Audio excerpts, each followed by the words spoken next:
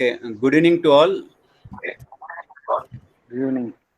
Welcome to webinar series on importance of cow in our life.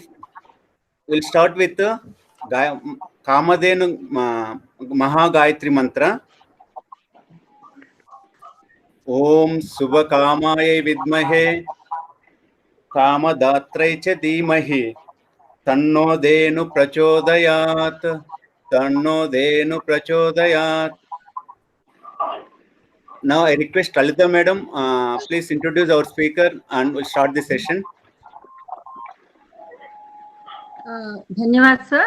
स्वागतम. समस्त गो पारिवारिक सदस्यानां कृते नमस्कारार्पणं कृत्वा प्रार्थना श्लोकम्. नमो गोभ्यः श्रीमतीभ्यः सौराधेयीभ्यः एव च नमो ब्रह्मसुताभ्यश्च पवित्राभ्यो नमो नमः. गावो ममाग्रतः सन्तु गावो मे सन्तु पृष्ठतः गावो मे हृदये नित्यं गवां मध्ये वसाम्यहं. सर्वदेवमये देवी सर्वदेवैरलङ्कृते मातर्ममाभिलाषितं सफलं कुरु नन्दिनी. नमस्कार. सभी बुद्धजनों का आदरपूर्ण नमस्कार.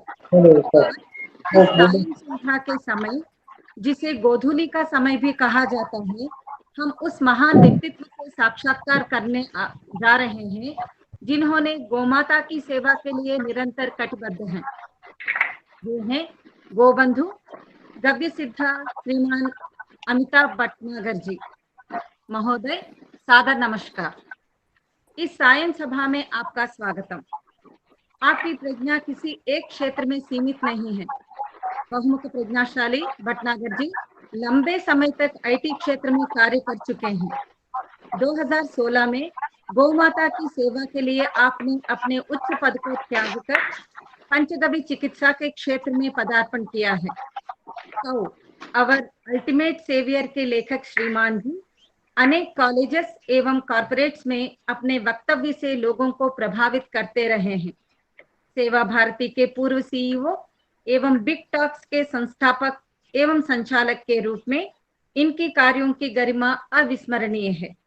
रन फॉर गर्ल्स चाइल्ड में आपने मुख्य भूमिका निभाई है. वस्तुतः आदिबटला में स्थित नंदिनी पंचगव्य गुरुकुल के सहभागी स्वामी के रूप में कार्यरत श्रीमान अमिताभ भटनागर जी, इससे हम अनुरोध करते हैं कि सभा को आगे लेके जाए. श्रीमान भटनागर जी, स्वागतम.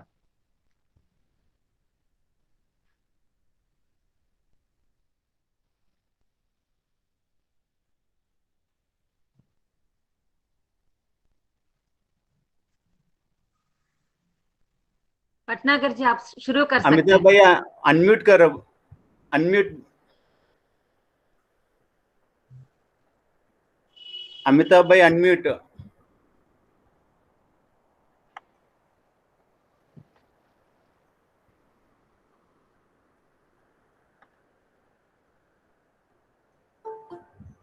सभी को मेरा सादर नमस्कार. जो श्रृंखला हम लोगों ने तपोवन के माध्यम से शुरू की है, जिसमें हम समय समय पर गौ माँ और गौ माता के उत्पाद और उनकी महत्व के बारे में वेबिनार करते रहेंगे. अभी हमने शुरू किया है 3 भाषाओं में. आगे जाके शायद भाषा और बढ़ जाएंगी और हम वेबिनार करेंगे इसके बारे में. तो आज का जो सेशन है वो सेशन हमारे लिए एक इंट्रोडक्शन या भूमिका बांधने के लिए ये सेशन है. गाय ने हमारे लिए क्या क्या किया है और हम आज गाय के लिए क्या कर रहे हैं, ये सारी चीज़ों का हम आज विस्तार से वार्तालाप करेंगे. तो शुरुआत में मैं ये बोलना चाहता हूँ कि हमारे स्वतंत्रता संग्राम, गाय हमारे साथ जब से हमारा कल्चर बना है उससे पहले से गाय हमारे साथ है. लेकिन इतना पीछे जाके बात करना थोड़ा मुश्किल हो जाएगा, तो हम शुरू करते हैं स्वतंत्रता संग्राम से. गाय की स्वतंत्रता संग्राम के अंदर क्या भूमिका रही और क्या महत्व रहा. मंगल पांडे, हर बच्चा, हर व्यक्ति हिंदुस्तान के अंदर ये नाम से परिचित है। मंगल पांडे ही वो विख्यात सिपाही थे जिन्होंने 19वीं सदी में अंग्रेजों के खिलाफ पहला जो विद्रोह किया था, उसके लिए उनको आज भी याद किया जाता है। अब वो विद्रोह करने का कारण क्या था?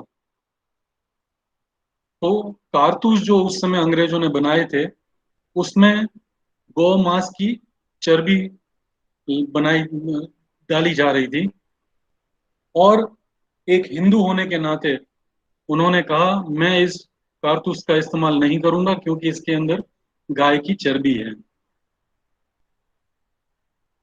उस समय से स्वतंत्रता संग्राम का पहला बिगुल मंगल पांडे ने शुरू किया। जो उनका कारण बनी वो गाय माता थी।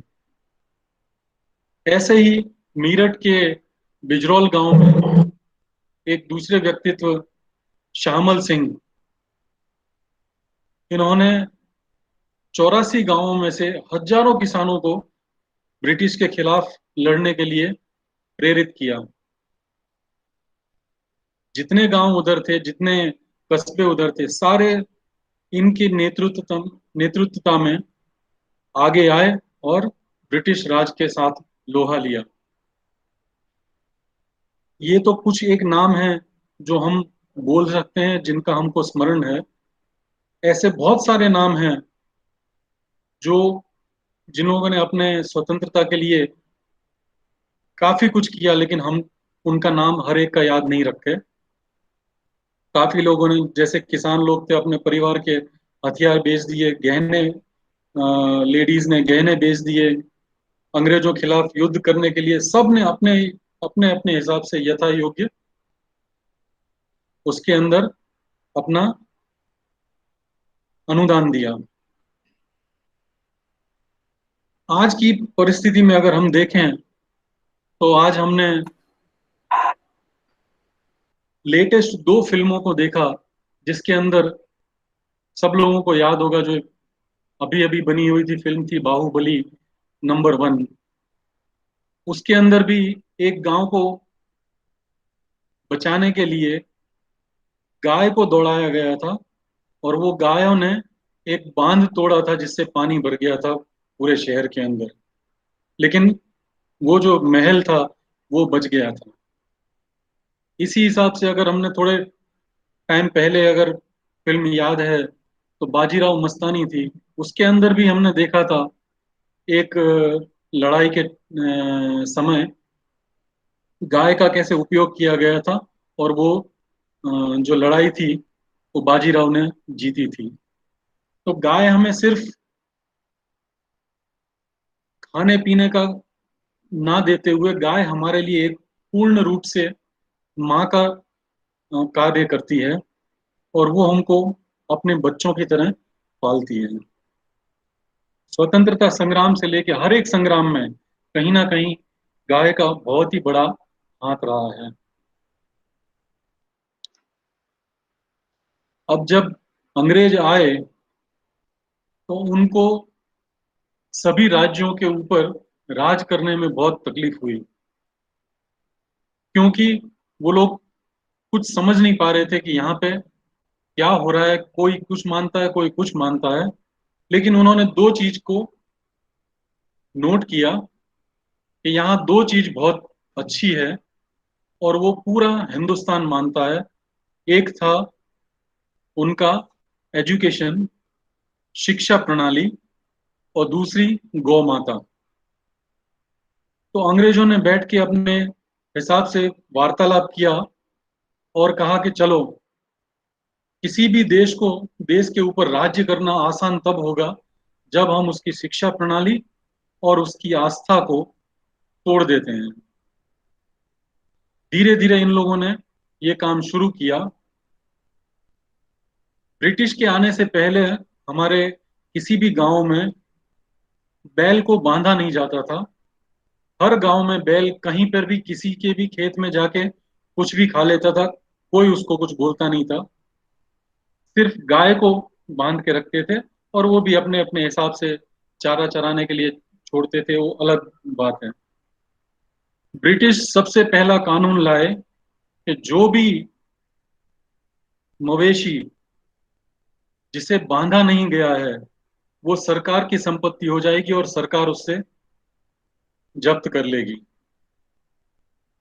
इस हिसाब से ब्रिटिश लोगों ने जो कार्य किया उसमें हमारे इतने उन्नत प्रकार के जो बैल थे वो सारे उन लोगों ने उस समय मार दिए।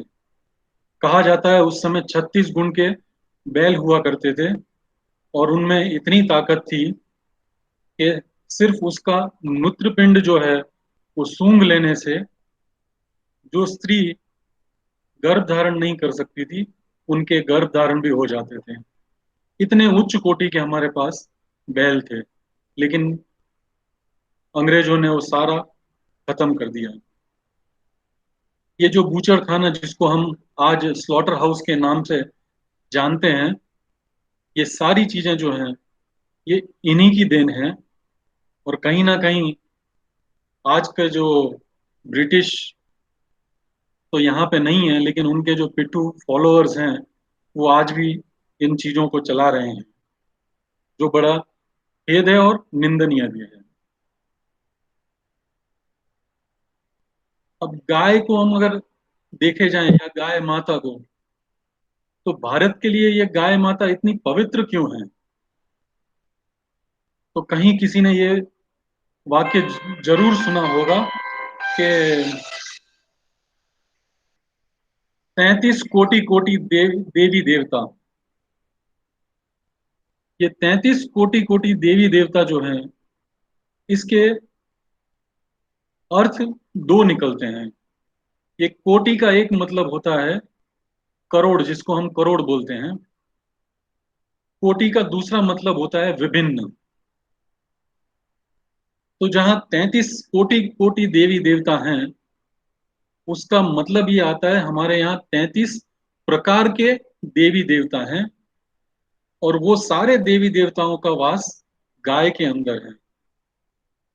तो यद्यपि आप स्क्रीन देख रहे हैं तो आप ऊपर वाली जो गाय माता है उसके अंदर सारे भगवान के चित्र देख सकते हैं।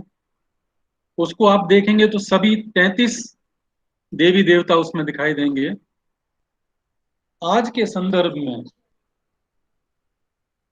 आज के संदर्भ में नीचे जो है भगवान के रूप में हम उसी 33 देवी देवता जो हैं उसको रसायन के रूप में देख सकते हैं, जो नीचे स्क्रीन में दिख रही हैं।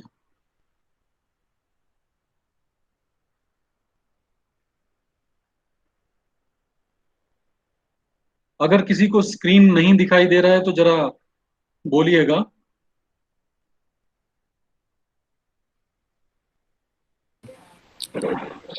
It is visible. ओके। हमारी जो, यद्यपि कभी कोई बोलता है कि हिंदुओं के 33 करोड़ देवी देवता हैं, तो उनको नम्र विनती से हाथ जोड़ के बोलिएगा कि 33 कोटि कोटि देवता का मतलब होता है 33 प्रकार के देवी देवता, 33 करोड़ देवी देवता नहीं है। ये बात है 10,000 साल पुरानी, जब भारत की पूरी जो जनगणना थी वो 20 करोड़ नहीं होगी, उस समय 33 करोड़ देवी देवता कहां से आएंगे? इस चीज का हमको थोड़ा ध्यान देना है। गाय हमारे लिए गृहस्थी है। हमारी जो गृहस्थी है उसका एक अटूट अंग है। हमारी गृहस्थी के अंदर गाय पल पल हमारे लिए हमारे साथ में रहती है। किस हिसाब से हम देखते हैं? पहला आया भोजन, दूध है, छाछ है, दही है, मक्खन और घी। ये पूर्ण रूप से एक भोजन है। आपको इसके अलावा अगर मान लीजिए कुछ नहीं भी मिलता है खाने के लिए, तब भी आप जी सकते हैं। दूध को ये कहा जाता है, यद्यपि माँ अगर दूध नहीं दे सकती तो बच्चा अगर गाय का दूध पिएगा तो भी हृष्ट पुष्ट रहेगा। दैनिक उपयोग में आते हैं, पूजा के लिए हम उत्पादन जो रहते हैं, धूप कंडे हैं, दिए हैं, गाय के गोबर है, घी है, जिससे हम अग्निहोत्र करते हैं, पर्यावरण उससे स्वस्थ होता है। तो ये दैनिक उपयोग की चीजें आती हैं। फिर और आगे जाते हैं, रसोई में अगर हमको ईंधन चाहिए तो उसके लिए गोबर है, गोबर के कंडे जला के हम अपना भोजन पका सकते हैं। खेत को हमको अगर खुदाई करनी है खेत में, तो गाय के जो गोबर है उससे हम कीटनाशक, या आज की तारीख में जो हम फर्टिलाइजर या पेस्टिसाइड्स बोलते हैं, तो वो गाय के गोबर से और गौमूत्र से बन जाएगा। और बिना किसी बाहरी रसायन के, जो गाय का गोबर अगर इस्तेमाल करते हैं तो उससे हमारा धरती माँ को बल मिलता है। गाय, हम घर के अंदर साफ सफाई करने के लिए गाय का गोबर गौमूत्र ले सकते हैं। जैसे आजकल फिनाइल लेते हैं, तो फिनाइल की जगह 5 ml गौमूत्र ले लिया और डाल दिया, और उससे अगर हमने घर के अंदर सफाई कर ली तो घर की ऊर्जा बढ़ जाती है, और घर के अंदर एक पॉजिटिव एनर्जी क्रिएट हो जाती है।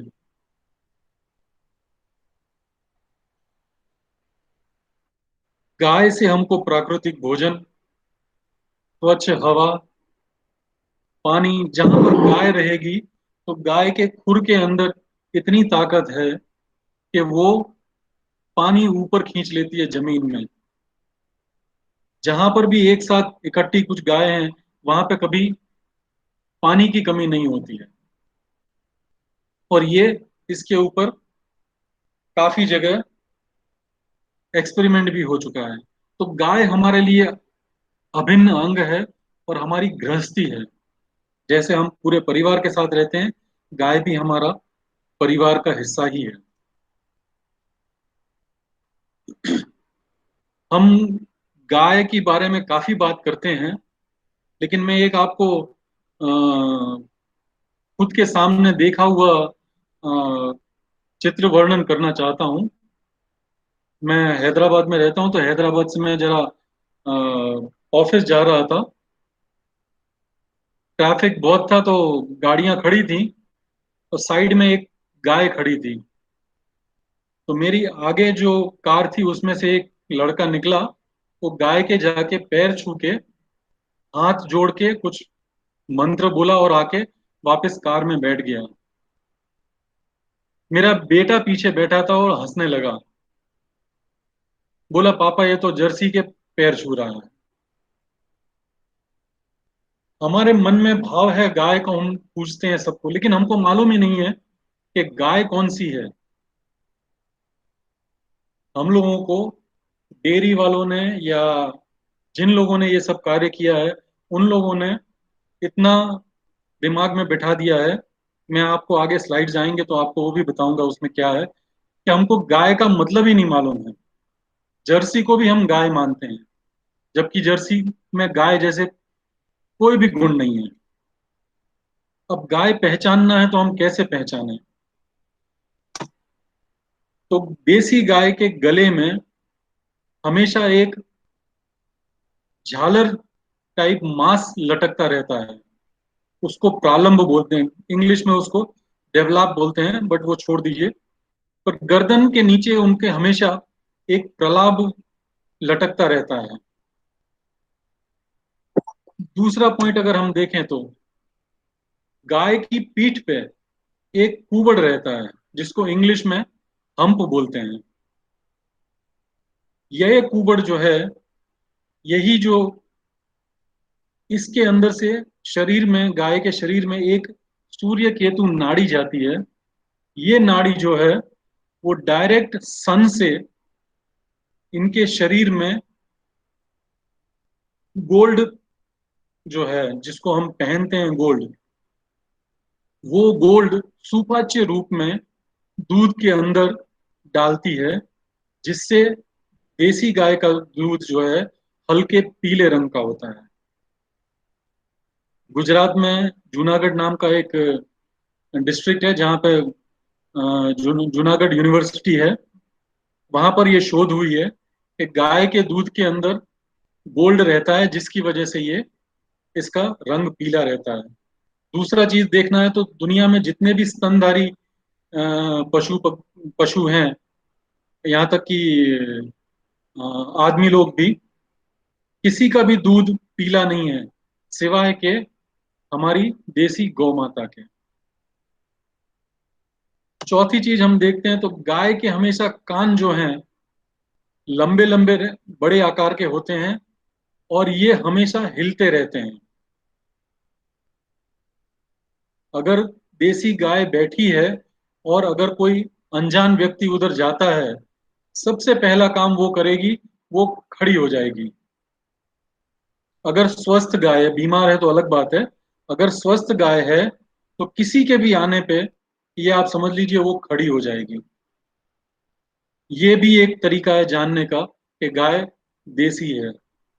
और आखिर में गाय की जो पूंछ रहती है, गौ माता की पूंछ, वो लगभग जमीन को छू रही होती है, इतनी लंबी पूंछ होती है गाय की।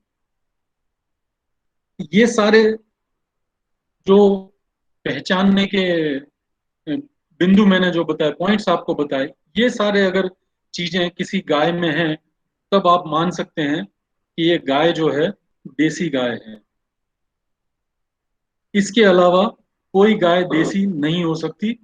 और उस हिसाब से अच्छा, हमारा देश जो है वो भगवान की इतनी कृपा है उसके ऊपर कि हर प्रदेश में कम से कम दो दो तीन तीन प्रकार की देसी गाय हैं जो एक दूसरे से भिन्न हैं।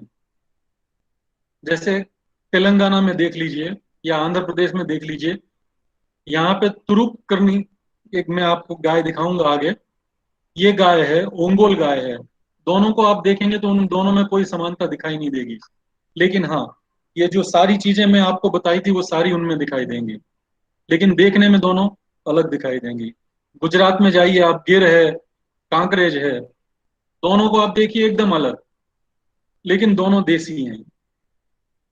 अभी हम देखते हैं कि जर्सी गाय और हमारी देसी गौ माता में डिफरेंस क्या रहता है। ये देखिए, देसी माँ गौ माता का जो दूध है उससे मोटापा, जोड़ों के दर्द, अस्थमा, मानसिक समस्याओं का, ये बीमारी लड़ने की जो इसमें शक्तिशाली पदार्थ रहते हैं, तो जो बचपन से ये पीता है, उस दूध पीता है, उसको कभी ये सारी बीमारियां, कभी इनफैक्ट कोई बीमारी हो ही नहीं सकती। मुझे याद आता है मेरे दादाजी कहा करते थे, निन्ने पानी जो पिए, हर बूंद जो खाए, और दूध बियारी जो करे, उगर बैद ना जाए। तो दूध बियारी, बियारी का मतलब होता है रात का भोजन। अगर दूध का बियारी, आप रात का भोजन दूध और रोटी लेते हैं या कुछ भी लेते हैं, दूध चावल जो भी, अब उस समय क्या जर्सी गाय थी नहीं, इसलिए दादाजी को ये सब मालूम नहीं था, नहीं तो उसके अंदर शायद देसी गाय का दूध लिखते थे। लेकिन वो दादाजी ने, अभी अभी तक मुझे उनकी चीजें याद हैं। और मेरे दादाजी उस जमाने के, ये मैं बोल रहा हूँ अर्ली 1990s की, उस जमाने में चंबल एरिया के वो एकमात्र डॉक्टर हुआ करते थे। तो ये उस समय से उनको गाय का, हमारे घर में भी बहुत सारी गाय थी। अब हम जर्सी गाय के बारे में देखते हैं। तो जर्सी गाय का दूध जो हम सेवन करते हैं, और अगर लंबे टाइम तक हमने उसका सेवन किया, चाहे चाय के रूप में किया, चाहे हमने रात को सोते समय किसी से सुन लिया कि रात को दूध पी के हल्दी डाल के पीना चाहिए, लेकिन हम जर्सी गाय का दूध अगर रात को लेके सो रहे हैं, तो लंबे टाइम के बाद ये सारी बीमारियां हो सकती हैं, जिसे हम आज ऑटिज्म के नाम से, heart blockage, type 1 diabetes, schizophrenia, ये डायबिटीज और ये सब आप देखेंगे आपको अंदाज हो जाएगा, प्रोस्टेट है, डायबिटीज है, ये सारी चीजें हमको पिछले 20 22 25 साल के अंदर ज्यादा दिखाई दी हैं। उसके पहले ये सब दिखाई नहीं देती थी, क्योंकि जर्सी गाय का हमारे इंडिया के अंदर, भारत देश के अंदर पदार्पण जो हुआ है वो इसी टाइम पे हुआ है। अभी हम देखते हैं समानता और असमानता। समानता तो खैर है ही नहीं, कहने के लिए हम गाय बोल देते हैं तो समानता मान लीजिए। गाय के जो देसी गाय है, मैं जो आपको बताया था, उसके गले में एक एक्स्ट्रा मांस लटका रहता है, लेकिन आप जर्सी गाय देखेंगे तो उसके गले में कोई मांस नहीं है। इसको इंग्लिश में फ्लैप बोलते हैं। तीसरी बात, गौ माता के पास एक विशाल कुबड़ रहता है, जिसका मैंने आपको जिक्र किया। कुबड़ का मतलब ये यहाँ से सूर्य केतु नाड़ी की वजह, वहां वहां से उसका गोल्ड पदार्थ सन रेज से डायरेक्ट लेके इसके दूध के अंदर डालती है, जिसके अंदर गोल्ड का तत्व रहता है। अगर ज्यादा याद नहीं है तो आजकल मैं किसी कंपनी का एडवर्टाइजमेंट देखता हूँ जिसके अंदर ये च्यवनप्राश है, चांदी और गोल्ड वाला च्यवनप्राश। तो ये तो हजारों साल से हम लोग चांदी और सोना खाते आए हैं, लेकिन सुपाच्य रूप में जो अवेलेबल अगर दूध अगर है तो वो है दूध, और वो है देसी माँ का दूध। तो वो एक कुबड़ की वजह से उसको आता है। दूसरा, बैल जो होते हैं, बैल के लिए कुबड़ ये काम करता है, ये खेती में बैल इसको आसानी से हल जोत सकते हैं। फिर चौथा पॉइंट अगर देखें तो गाय का जो पीठ है, देखिए एकदम घुमावदार एक कर्व आ रहा है उसको पीछे की साइड में, जबकि आप जर्सी को देखेंगे तो एक स्क्वायर जैसा शेप बन रहा है।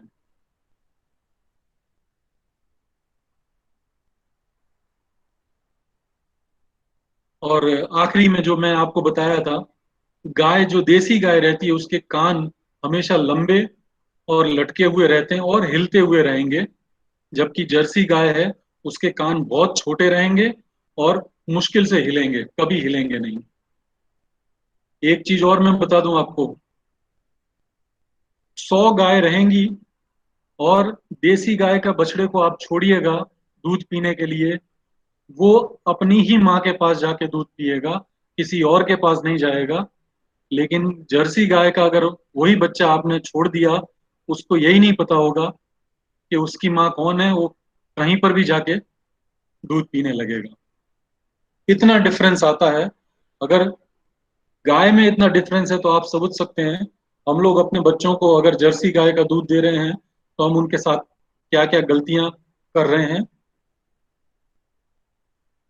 ये कुछ क्षेत्रीय देसी गाय की गाय हैं जो मैं आपको अभी बता रहा था। ये स्टार्टिंग से लेके हैं तो थारपारकर, सिंधी, साहीवाल, फिर उसके बाद आती है थुरपुरकर, थुरपुर। ये थुरपुर जो होती है ये तेलंगाना की लोकल गाय है। उसके बाद आती है ओंगोल। देखिए कितना सुंदर दृश्य है, गाय के साथ में उसका बछड़ा कितना हैंडसम और एकदम अलर्ट रह के देख रहा है। वो ओंगोल गाय है, ये आंध्र प्रदेश की गाय है। उसके नीचे आप देखिए वेचूर। वेचूर की गाय बहुत छोटी होती है, कहीं कहीं जगह बकरी से थोड़ी बड़ी होती है, केरला की सबसे सुंदर गाय है। और भारत के अंदर जितने भी गाय हैं उनमें से अगर गौमूत्र और गोबर का शक्तिशाली प्रदर्शन किया जाए तो वेचूर गाय का जो गौमूत्र रहता है वो सबसे बढ़िया माना जाता है पूरे इंडिया के अंदर। आप नॉर्थ में जाएंगे तो उसके नीचे गंगात्री, तो वो जो गंगा नदी के आसपास उत्तर प्रदेश का एरिया है, वो गंगात्री गाय वहां पे मिलती है। और उसके साइड में अगर देखेंगे तो दो जय और वीरू हैं, ये मेरी गौशाला के जय और वीरू हैं जो मैंने फोटो लगा दिया है इधर। जब हमने देसी गाय देखी तो हमको जर्सी गाय भी देखना चाहिए कि कितनी कितनी प्रकार की जर्सी गाय रहती हैं। आप देख लीजिए सभी गाय जो मैंने यहाँ पे दिखाई हैं, किसी के गले में वो फ्लैप नहीं है। आप देख सकते हैं सबके कान देखिए, सबके छोटे छोटे कान हैं। इनके सींग देखिए, आपको सींग नहीं मिलेगा। इनकी पीठ देखिए, सारी पीठ सीधी सीधी पीठ है। ये गाय किसी जमाने में किसी कारणवश इसको दो तीन अलग अलग जगह की गाय को मिक्स करके ये बनाया गया है, सिर्फ ज्यादा दूध और ज्यादा मांस के लिए, लेकिन हम वो भूल गए हैं और देसी माँ गौ माता के पीछे पड़ गए हैं। थोड़ा और ये टेक्निकल है, इसलिए मैंने इसको इंग्लिश में रहने दिया है। एक किताब लिखी थी कीथ वुडफर्ड ने, जिसके ऊपर बहुत हंगामा हुआ था पूरी दुनिया में, और किताब को बैन कर दिया गया था। किताब फिर वापस आई और डेयरी वालों ने उसके ऊपर बहुत वो हंगामा किया था। लेकिन खैर फिलहाल बाद में वो किताब छपी और मार्केट में आ गई। उसके हिसाब से जो देसी काऊ रहता है उसके अंदर A2 बीटा कैसीन नाम का जो प्रोटीन अवेलेबल है, इससे सारा कमाल होता है। बाकी सारी जो जर्सी है जिसको हम अदर काउज में डाल देंगे, उनके अंदर A1 बीटा कैसीन रहता है। अब ये A1 बीटा कैसीन जो है, ये जड़ है सारी बीमारियों की। जैसे आप देख सकते हैं चौथे रो में autism, schizophrenia, stomach ulcers, diabetes, cardiac disease. हम क्या करते हैं कि किसी को कोई बीमारी हुई है तो जनरली सुपाच्य रूप में दूध मिलता है। एक तो वो आदमी या घर में कोई बीमार हुआ है, उसको हम डेयरी का दूध लाके, जो जनरली जर्सी गाय का होता है, वो पिला के और बीमार कर रहे हैं। हम सोच रहे हैं कि हम नहीं दूध पिला रहे हैं, कोई पौष्टिक चीज दे रहे हैं, लेकिन वो पौष्टिक चीज नहीं है। जर्सी गाय का जो दूध है वो पीने से अच्छा ये है कि आप दूध ना पिए, पानी पी के रह जाएं। लेकिन ये अगर जर्सी गाय का दूध पिया है आपने, तो लंबे टाइम में ये बीमार ही करता है। इसके ऊपर अगर किसी को कोई सवाल है तो वो बाद में एंड में पूछ सकते हैं, और नहीं तो मैं जब एंड में अपना ईमेल आईडी दूंगा तो उस पर आप मेल डाल के पूछ सकते हैं। अभी ये जो मैं आपको बताने जा रहा हूं कि हम दूध के नाम पे क्या पीते हैं, ये आपको मैं डेटा दिखाऊंगा जिसमें मीडिया ने बताया है, WHO ने बताया है कि इंडिया के अंदर या भारत के अंदर दूध के नाम पे क्या बिक रहा है। तो पहले आप ये देखिए, ये डेक्कन क्रॉनिकल का है 2018 का। काउ स्लॉटर के वजह से इंडिया में से 22 वेराइटीज जो हमारी गाय की हुआ करती थी वो एक्सटिंक्ट हो गई हैं, मतलब अब पृथ्वी पे नहीं रही हैं। और उसके सामने फिर ये लिखते हैं देसी काउ मिल्क इज हेल्थियर। अब यहाँ पे एक और चीज मैं बताना चाहता हूँ, जिसने भी ये करस्पॉन्डेंट ने ये लिखा है उसका उद्देश्य बहुत अच्छा रहा होगा, लेकिन उसको भी ये नहीं मालूम कि जो फोटो उसने लगाया है वो जर्सी गाय का है। आप देख सकते होंगे। तो कहने के लिए ये इंटेलेक्चुअल्स रहते हैं जो कॉलम लिखते हैं या जो भी लिखते हैं। हमारे एजुकेशन सिस्टम ने हमको गाय के बारे में बताया नहीं है, तो हमको किसी के बारे में ये मालूम नहीं, और ये जो लिखने वाले हैं उनको भी ये नहीं मालूम कि ये देसी गाय है या किसकी फोटो है। अब हम अगर देसी गाय का दूध नहीं पीते हैं तो हम क्या पीते हैं, इसका भी विवरण मैं आपको बताऊंगा। लेकिन काफी जगह आपने देखा होगा, न्यूज चैनल्स में भी दिखाया जाता है हमको नकली दूध का पानी। नकली दूध का क्या है, ये बनाते हैं वॉशिंग पाउडर से, किसी ऑयल से।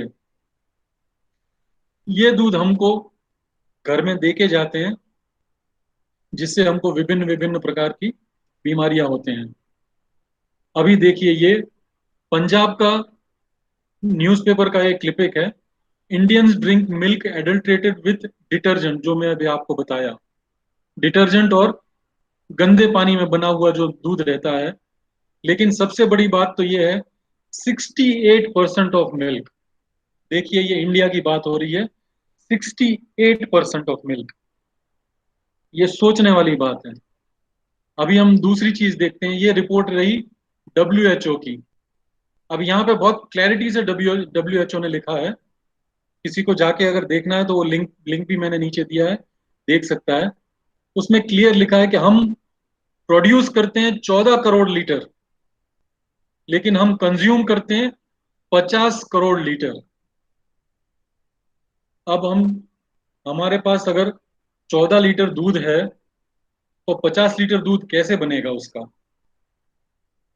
या तो हम उसमें पानी मिला के इतना पतला कर दें सबको पिलाएं, या फिर हम यही एडल्ट्रेटेड मिल्क बनाएं और दुनिया को बीमार करें। ये WHO का रिपोर्ट है 2018 का।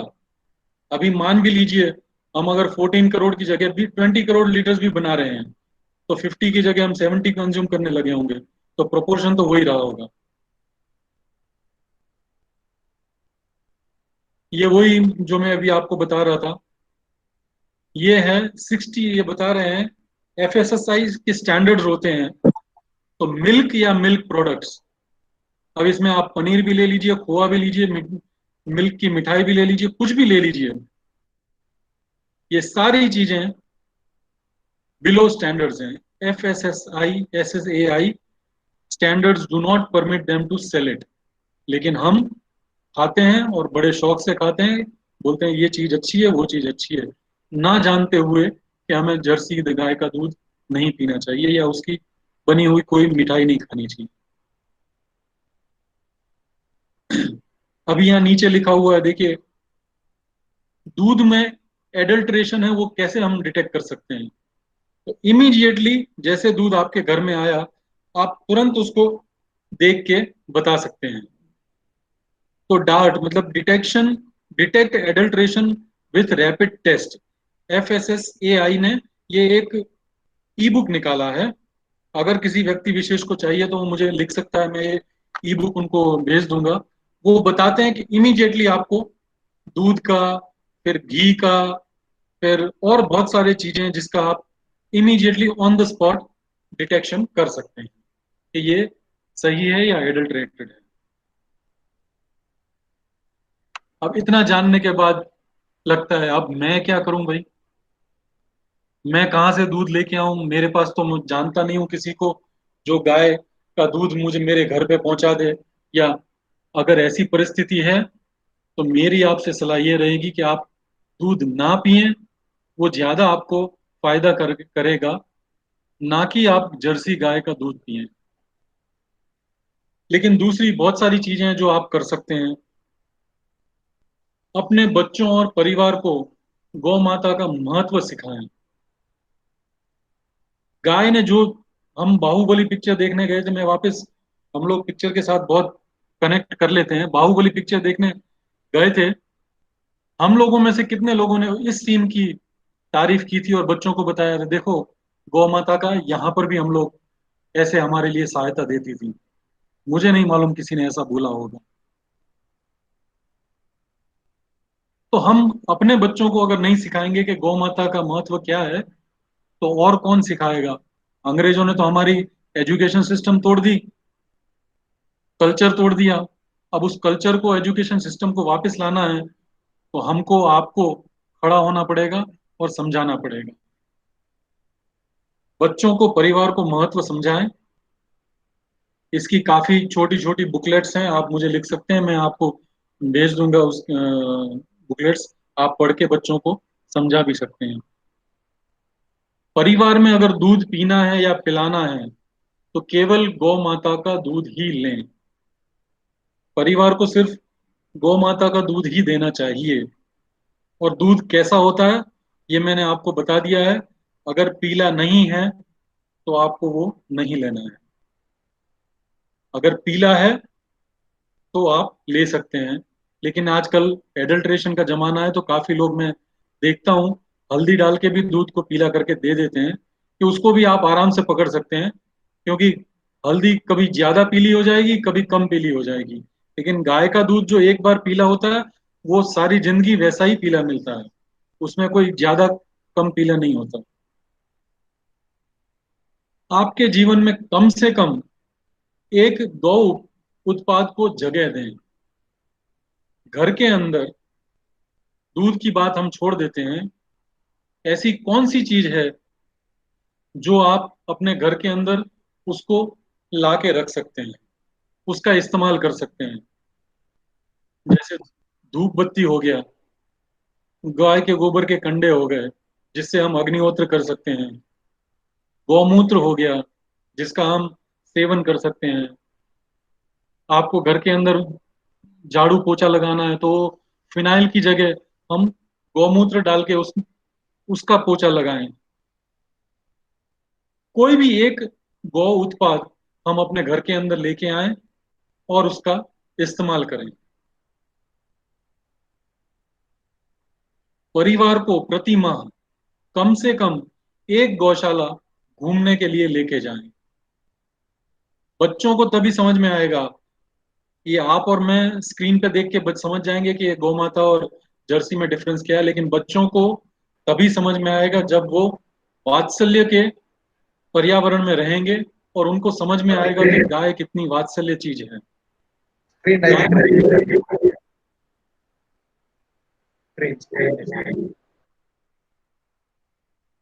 केपी सर कुछ बोल रहे हैं आप? नहीं सर। स्क्रीन नहीं दिख रहा जी, एक बार चेक करें।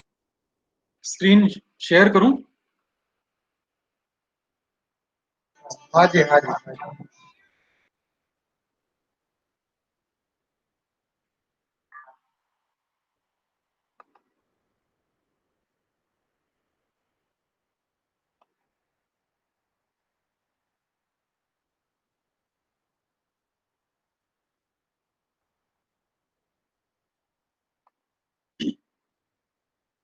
अभी दिख रहा है सबको?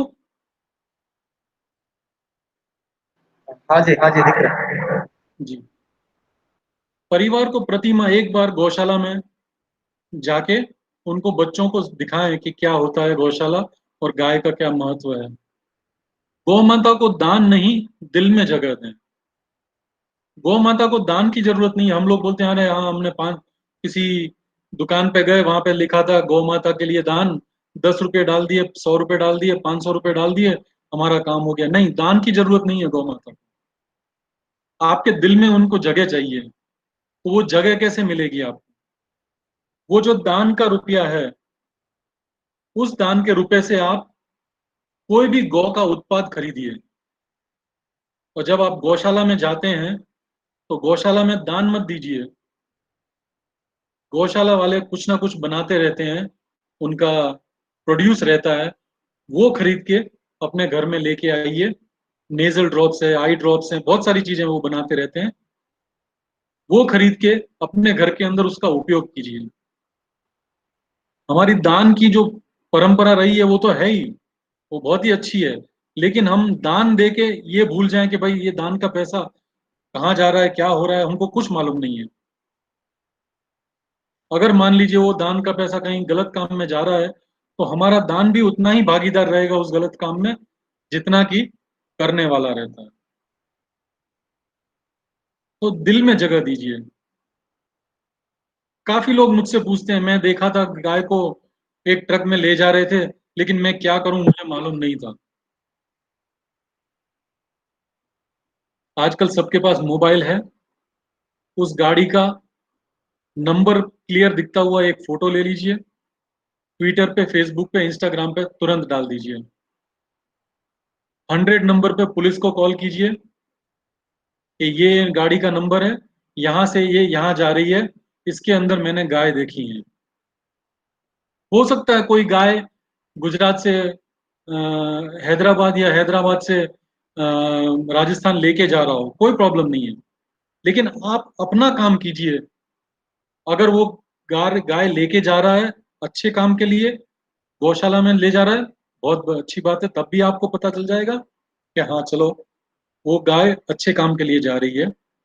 लेकिन अगर कोई स्लॉटरिंग के लिए ले जा रहा है, तब आपका इतना मदद जो है वो उस गाय की जीवन बचा लेगी। आपको सामने आके किसी से लड़ने की जरूरत नहीं है। 100 नंबर पे फोन कीजिए, क्लिक करके ट्विटर, फेसबुक, इंस्टाग्राम पे डाल दीजिए और सबको, अपनी लोकल पुलिस को टैग कर दीजिए। और वहां पे गौ सेवक रहते हैं, उनको किसी को टैग कर दीजिए।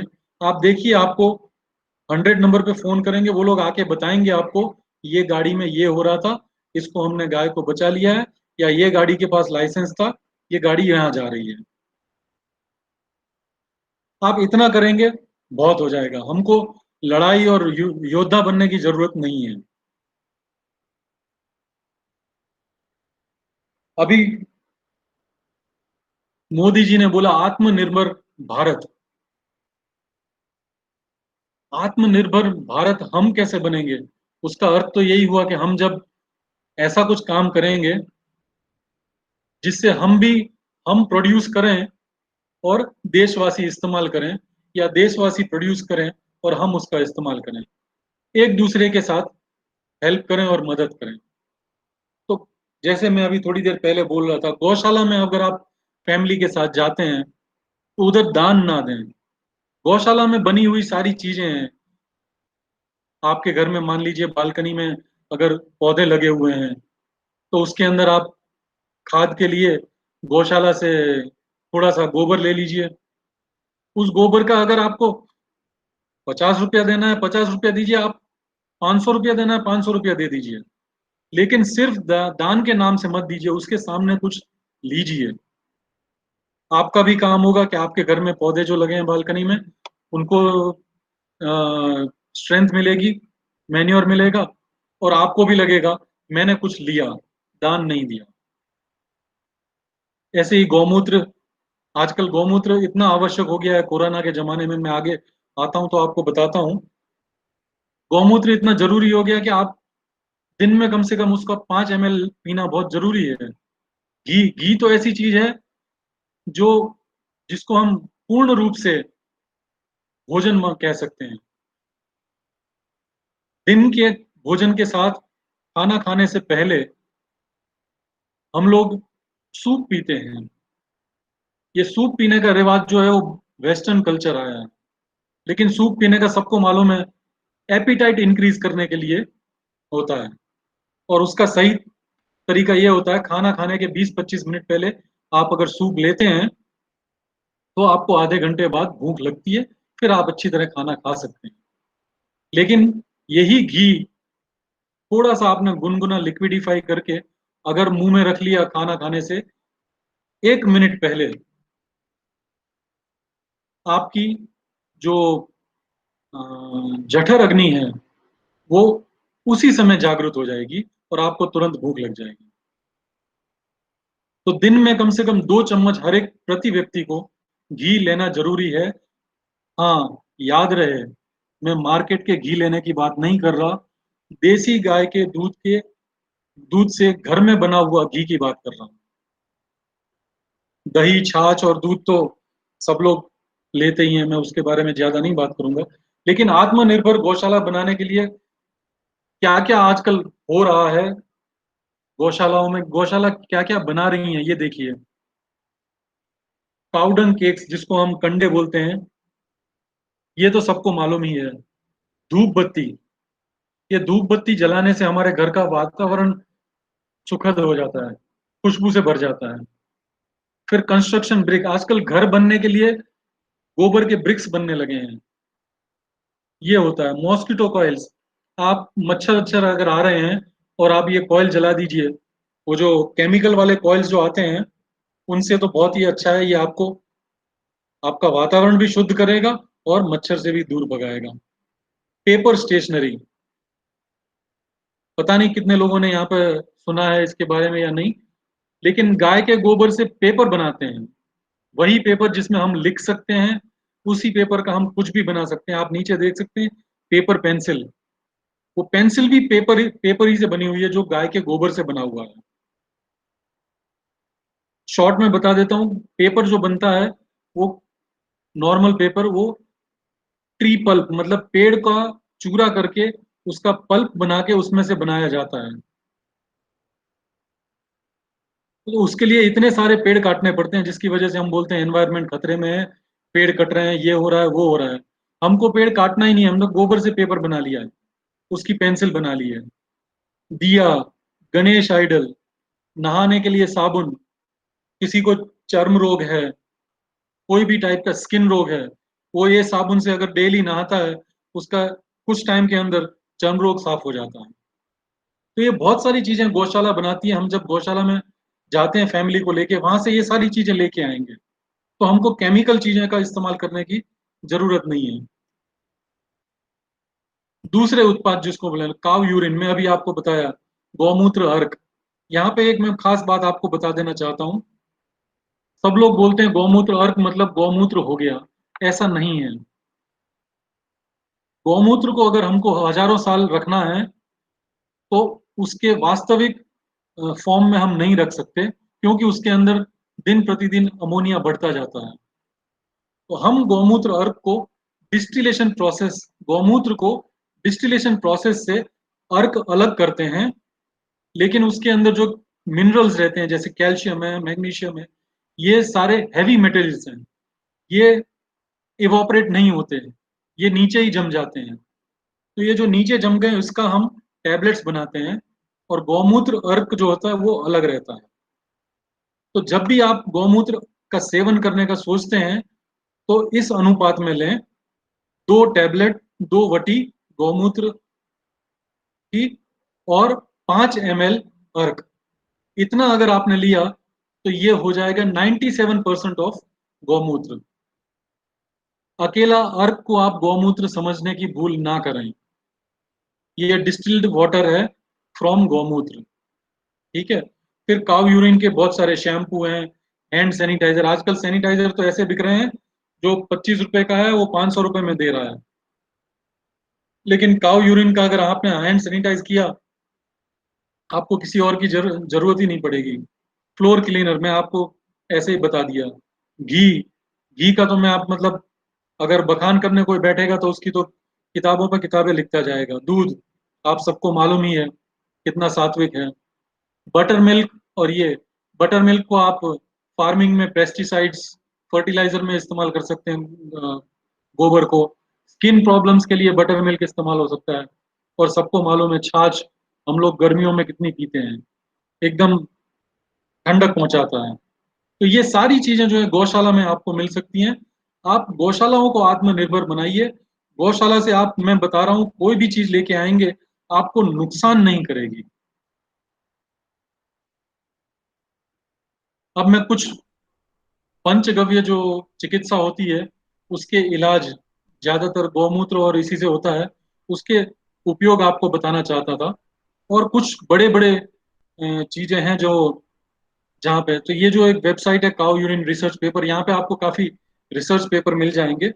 लेकिन मैं अभी आप लोगों का ध्यान ले जाना चाहता हूँ वैजाग में जो केमिकल फैक्ट्री में ब्लास्ट हुआ था उसके प्रति। उसके पहले अभी सबको याद होगा भोपाल में यूनियन कार्बाइड में क्या हुआ था, कितने लोग मरे थे। लेकिन वहां पर जहां गैस फैली थी उसके बीच में एक परिवार था जो अग्निहोत्र कर रहा था। किसी को अगर अग्निहोत्र के बारे में जानना है तो प्लीज मुझे लिख ले, मैं बता दूंगा। अग्निहोत्र कर रहा था, उस परिवार का एक भी सभ्य, आप बीमार होने का छोड़ दीजिए, मरने का छोड़ दीजिए, उन लोगों को खांसी तक नहीं आई। जबकि आसपास में उनके किलोमीटर्स तक, 2-2, 3-3 किलोमीटर तक आदमी सोता सोता चला गया दुनिया से, पता नहीं चला। लेकिन हमने इससे कुछ सीखा नहीं। वैजाग में जो कांड हुआ, वीडियोस देखे होंगे सब लोगों ने, रोड पे गिर गिर के सब भाग रहे थे, बेहोश हो रहे थे, ये रहे। किसी ने ये नहीं सोचा कि अगर अग्निहोत्र हम कर देते हैं इमीडिएट इफेक्ट से सब लोग खड़े हो जाएंगे। तो हमको प्रकृति और पर्यावरण हमको टाइम टू टाइम कुछ ना कुछ सिखाते रहते हैं। अब हम कितना सीखें ये अब हमारे ऊपर है। ये हैं कांग्रेस के वरिष्ठ नेता जिनका नाम है ऑस्कर फर्नांडिस। इनका आप YouTube वीडियो भी देख सकते हैं जो इन्होंने राज्यसभा में दिया था। अभी ये एक्टिव पॉलिटिक्स में नहीं है, लेकिन इनको कैंसर हो गया था और सब जगह से डॉक्टर्स ने बोल दिया था कि now you have limited time, आप घर पे जाके फैमिली के साथ रहिए। तब इनको किसी ने गौमूत्र के बारे में बताया और इन्होंने उसका सेवन शुरू किया। इनका कैंसर खत्म हो गया, जड़ से चला गया। और इनका हृदय परिवर्तन इतना हुआ कि इन्होंने पॉलिटिक्स छोड़ के अभी अपना सारा जीवन गौ संवर्धन में लगा दिया है। इन्होंने गौशालाएं खोली हैं और गाय को बचाने का ये काम कर रहे हैं। कहने का मेरा तात्पर्य ये है, हमको इन लोगों से सीखने की जरूरत है, ना कि हम राह देखें कि हमको भी कुछ हो और फिर गौ माता के पास जाएं और फिर उनसे हम सहायता मांगे। ये शांति देवी हैं, इनका भी ऐसा ही था। इनको भी बोल दिया था डॉक्टर ने कि 20 दिन बचे हैं आपके लिए। तो इनके सुपुत्र को किसी ने बताया भाई कि गौमूत्र से ठीक हो सकते हैं। तो इनकी माता जी ने फिर गौमूत्र का सेवन किया। अभी ये इनकी आयु काफी लंबी हो चुकी है, मतलब ये बात हो रही है कम कम से कम कुछ साल पुरानी बात हो गई है। अभी वो एकदम स्वस्थ हैं और अपना दिन का काम पूरा कर रही हैं। तो ये सारी टेस्टिमोनियल्स या प्रशंसा पत्र जो भी हैं, इससे हमको सीखना है, हमको राह नहीं देखनी है कि भाई ये चीज है तो हम पहले सारी चीजें करवा लेते हैं, कभी एलोपैथ में जाके कभी होम्योपैथ में जाके कुछ ना कुछ ये इंजेक्शन वो इंजेक्शन कर वर करके अपने शरीर के अंदर केमिकल भर भर के फिर बोलते हैं यार अब चलो कुछ नहीं बचा है, चलो जाके देख लेते हैं होता है कि नहीं। वो दौर से आप बाहर निकलिए और इसका शुरू कीजिए। अभी मैं आता हूं आज की समस्या जिसको हम कोरोना के नाम से जानते हैं, और गाय का इसमें क्या महत्व हो सकता है। ये तो हम जानते ही हैं, गौमूत्र में प्रतिरक्षा, प्रतिरक्षा का वर्ड जो आजकल वेरी फेमस है और हर एक छोटे बच्चे के मुंह पे है, दैट इज इम्यूनिटी। तो गौमूत्र में इम्यूनिटी की जो क्षमता है उसका कोई लिमिटेशन नहीं है। इसीलिए मैं आपको बोला हर प्रत्येक व्यक्ति को अगर ताजा गौमूत्र मिलता है तो गौमूत्र को 2 घंटे के अंदर सेवन कर सकते हैं। उसके बाद थोड़ा उसमें अमोनिया बढ़ जाता है तो थोड़ा मुश्किल होता है, स्मेल बहुत आता है। अगर नहीं होता है तो वटी या तुलसी अर्क, जो मैंने आपको बताया गो अर्क रहता है, वो तुलसी डाला हुआ अर्क, ये दोनों अगर लेते हैं डेली तो हम हमारी इम्यूनिटी या प्रतिरक्षा जो है वो बढ़ाने में बहुत मदद करता है। अभी अच्छी बात यह है कि कुछ दिनों पहले, मेरे ख्याल में 10-12 दिन ही हुए हैं, गुजरात सरकार ने पहल की है कि कोरोना के रोगियों को पंचगव्य मतलब गौमूत्र के द्वारा ठीक किया जाए। तो ये मैं जो आपको दृश्य दिखा रहा हूँ वो एबीपी न्यूज का है, उसका कुछ वीडियो भी है। और एक और डेली न्यूज ने उसको छापा था जिसके बारे में इसको बोला है वंडर ड्रग का नाम दिया है। आप समझते हैं ना, पैकिंग करके बेचना है गौमूत्र लेकिन वंडर ड्रग। चलिए कोई बात नहीं, आप वंडर ड्रग बोलिए लेकिन इस्तेमाल तो कीजिए। लेकिन आप देखिए अहमदाबाद मिरर जो है उसने फोटो जो लगाई है वो जर्सी की लगा दी है। अब मान लीजिए वो जो ये पेपर पढ़ रहा है जिसको मालूम नहीं है देसी गाय और जर्सी गाय में फर्क क्या है, उसको तो यही लगेगा कि ये तो जर्सी गाय का गौमूत्र है। अच्छा ये निकला। उसके बाद में एक और दिखा रहा हूँ, ये गुजराती में लिखा हुआ है लेकिन मैं आपको समझा देता हूँ कि पंचगव्य की जो चिकित्सा थी उसको उसको उसका सेवन करने से जितने कोरोना मरीज थे वो लोग ठीक होने लगे हैं, ऐसा लिखा है उसके अंदर। और ये 5 या 6 दिन बाद की है, मतलब 5 या 6 दिन उन लोगों ने पिया तो तीसरे चौथे दिन वो लोग ठीक होने लगे थे। एक और चीज ये जो न्यूज़पेपर में चली चली है कि अगर आप कोरोना के टाइम में घर से बाहर निकलना है तो नाक के अंदर घी के, देसी गाय के घी के 2 ड्रॉप्स डाल लीजिए और आप घर से निकल जाइए, कोई प्रॉब्लम नहीं रहेगी। ये अहमदाबाद सिविल हॉस्पिटल आयुर्वेद का आउटपुट है। आज का जो सत्र था वो यहीं तक है। इसके अलावा अगर कोई सवाल है तो हम लेते हैं, लेकिन मैं आगे के भविष्य के सत्रों के बारे में बता देता हूँ तो पता चल जाएगा। अग्निहोत्र यज्ञ से हमारे जो लाभ रहते हैं वो, प्राकृतिक खेती में गाय का क्या महत्व रहता है, पंचगव्य और उसके इलाज में, मैं खुद पंचगव्य डॉक्टर हूँ तो इलाज उसके करने के उसमें रहता हूँ। काउ इकोनॉमिक्स मतलब गाय को अगर हम सेंटर में रखते हैं तो हमारा पूरा जो इकोनॉमिक्स है पूरा बदल जाएगा और हम आत्मनिर्भर हो जाएंगे। गौ हत्या और उसके प्रभाव का इतिहास वो जो रहा है उसके बारे में, गाय के माध्यम से भारतीय अर्थव्यवस्था, पर्यावरण प्रणाली की संभावना, पुनर्स्थान। गाय का हम अगर इस्तेमाल करते हैं, मैं कोई आपको एग्जांपल दे दिया, गाय काउडंग पेपर, गाय के गोबर से पेपर बनाया, हमने गाय के गोबर से पेपर बनाया, लेकिन उसका पर्यावरण पे इफेक्ट क्या आया? ट्रीज का कटना कम, वातावरण में ऑक्सीजन ज्यादा, पृथ्वी पे हरियाली ज्यादा, भूस्खलन नहीं होगा, खेती में काम आएगा। आप देख रहे हैं एक छोटा सा चेंज हमने किया जो कितना हमने हमारे लिए फायदेमंद है।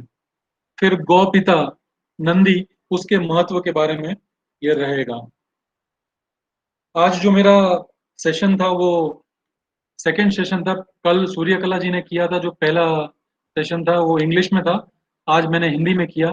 कल सुरेश जी जो हमारे पंचगव्य एमडी हैं और योगा नेचुरोपैथी से इलाज करते हैं, कल वो तेलुगु में 7 से 8 बजे का सेशन रखेंगे।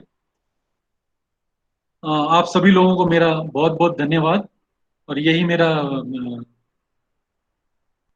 ईमेल आईडी और फोन नंबर है। अगर किसी को कुछ जानकारी चाहिए किसी भी चीज के बारे में, या डार्ट की किताब या कोई भी पीडीएफ चाहिए, तो प्लीज मुझे आप बताइए, मैं भेज दूंगा आपको।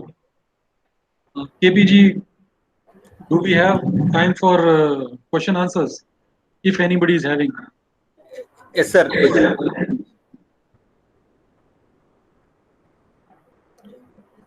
Any questions from participants side?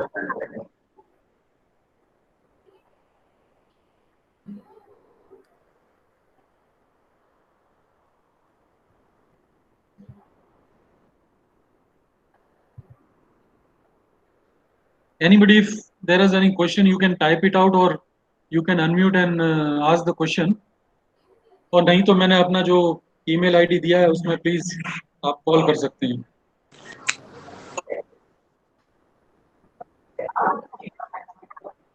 Amitabh ji, मैं नमस्ते। सूर्यकला बात कर रही हूँ। नमस्ते अमिताभ जी, एक छोटा सा प्रश्न था। आपने जो टेस्टिमोनियल्स दिखाए हैं अभी, तो ये जो हमने देखे हैं वो सही है। आपके एक्सपीरियंस में जो टेस्टिमोनियल्स है, मतलब आपके एक्सपीरियंस से जो आपने देखा है, लोगों का इलाज किया है, उनका जो हेल्थ ठीक हुआ है, उसका कोई विवरण कहीं पे आपने लगाया है जो हम देख सकते हैं? मेरी वेबसाइट जो है गव्यचेतना.com, वो अभी अपडेट हो रही है सूर्यकला जी, तो उसमें ये सब चीजें मैं रखूंगा। लेकिन क्योंकि आपने सवाल किया, जी, बहुत अच्छा सवाल किया, मैं सबके बेनिफिट के लिए मैं बता देता हूँ कि मेरे घर के अंदर क्या हुआ है। मेरा छोटा बेटा है, उसको चश्मा के नंबर थे। गाय के नेत्र औषधि इस्तेमाल करने से उसका चश्मा का नंबर पूरा निकल गया है। अभी मैं भी अपने चश्मा, मेरा और मेरी वाइफ का इस्तेमाल कर रहे हैं, और हम लोगों का भी डाउन होना शुरू हो गया है। एक ये हो गया। दूसरा, कैंसर पेशेंट्स को भी हमने ठीक किया है। प्रोस्टेट कैंसर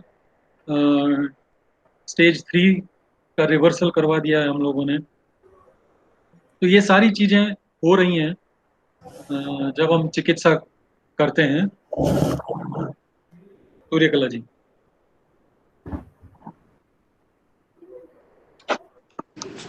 बहुत बढ़िया, धन्यवाद। मुझे भी दीजिएगा वो औषधि, मेरे भी स्पेक्स हैं। जरूर जरूर, ये सबको लेना चाहिए, क्योंकि आजकल क्या हो गया, हम लोगों को लैपटॉप और मोबाइल के बिना तो चलता नहीं है। तो उसका जो रेडिएशन रहता है, उससे हमारी आंख पे सबसे ज्यादा प्रतिकूल असर होता है। तो उसके असर की वजह से जी, हमको सही। ये डेली अगर रात को सोने से पहले इस्तेमाल कर लेते हैं 2 ड्रॉप्स, तो हमारा दूसरा दिन जो है वो बहुत ही अच्छी तरीके से जाता है। और आजकल जो वर्क फ्रॉम होम है, उसमें आप समझ लीजिए ऑफिस से ज्यादा घर पे आदमी मोबाइल या लैपटॉप पे बैठा रहता है। जी।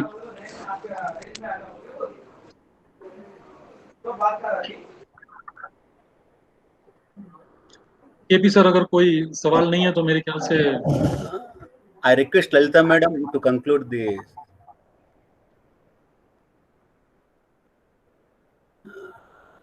Lalita madam, please.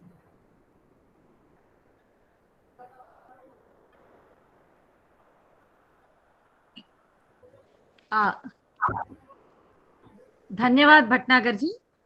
हम श्रद्धालुओं के मन में गोमाता का के प्रति जो स्थान है आपके भाषण से और भी पवित्र और कर्तव्य हो चुका है। आपसे दी गई ये जानकारी सुनने के बाद हमें हमारी अज्ञानता पर लज्जित होना पड़ा, मुख्यतया जर्सी और गोमाता के अंतर को सुनकर। 33 करोड़ों की देवताओं के बारे में आपका विवरण तर्कबद्ध है। गोमाता को दान या धन की नहीं, मन में स्थान की आवश्यकता है, यह तो मानना ही पड़ेगा।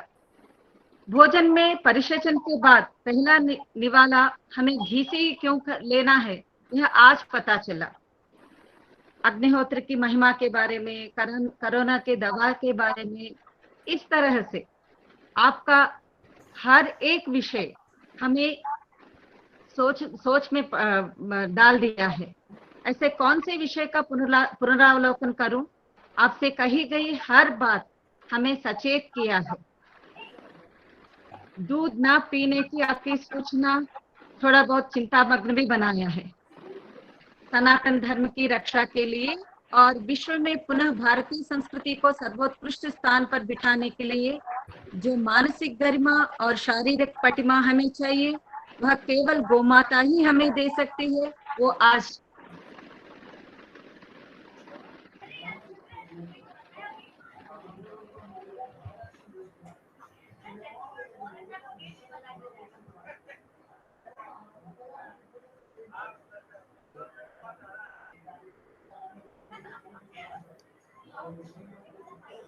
Hello, madam.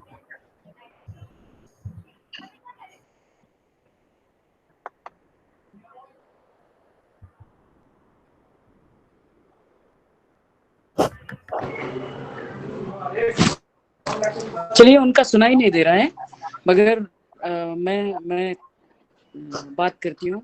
बहुत ही प्रशंसनीय problem, है अमिताभ जी, आपने जो भी आज बताया है हम सबको बहुत अच्छा लगा, बहुत चीजें सीखने को मिली, और आपकी जो आलोचना है इस बारे में वो हमें आगे लेके जाएगी। कृष्ण प्रसाद जी, इसके साथ हम क्लोज कर सकते हैं session.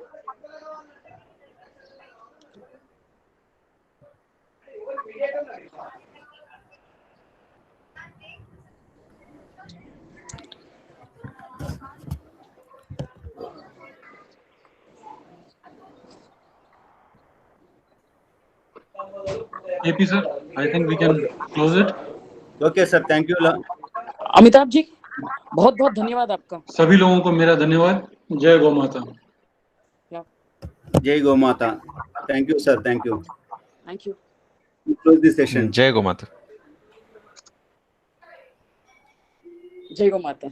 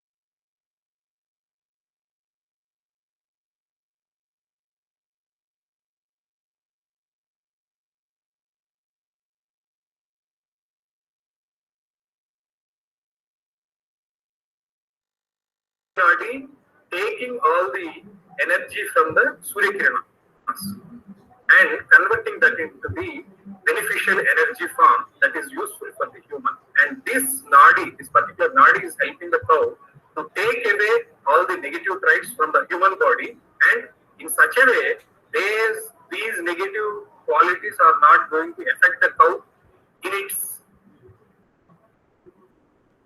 way. So in its system, it has this built-in ability, energy from the Surya Kirana. So likewise, cow has the benefit in Swata.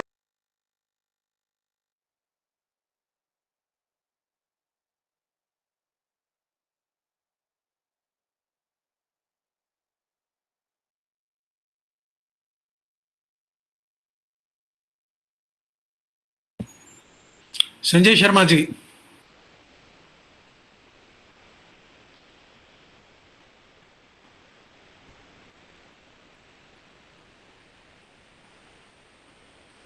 Sanjay Sharma ji, a small request. You are muted. Only thing is, please take care when you are sitting in front of a video camera.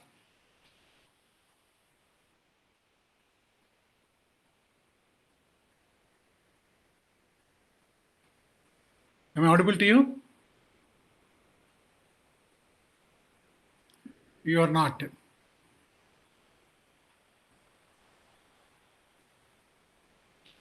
Yeah, request next time when you are joining a meeting, take care, or at least mute your video. Okay. Unfortunately, things are also getting recorded. Okay. Right. Take care.